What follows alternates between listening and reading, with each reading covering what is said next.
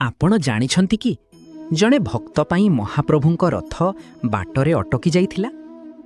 ଏହା ହେଉଛି ଭକ୍ତ ସାଲବେଗଙ୍କ କାହାଣୀ।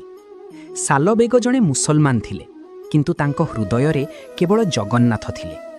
ଥରେ ରଥଯାତ୍ରା ସମୟରେ ସେ ବହୁ ଦୂରରେ ଥିଲେ ଏବଂ ଅସୁସ୍ଥ ମଧ୍ୟ ଥିଲେ। ସେ ଜାଣିଥିଲେ କି ସେ ପୁରୀରେ ପହଞ୍ଚିଲା ବେଳକୁ ରଥଯାତ୍ରା ଶେଷ ହୋଇଯାଇଥିବ।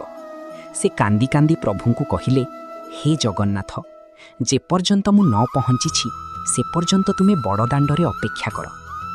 ତାପରେ ଯାହା ଘଟିଲା ତାହା ବିଶ୍ୱକୁ ଚକିତ କରିଦେଲା। ନନ୍ଦିଘୋଷ ରଥ ବଡ଼ଦାଣ୍ଡର ଗୋଟିଏ ଜାଗାରେ ଅଟକିଗଲା।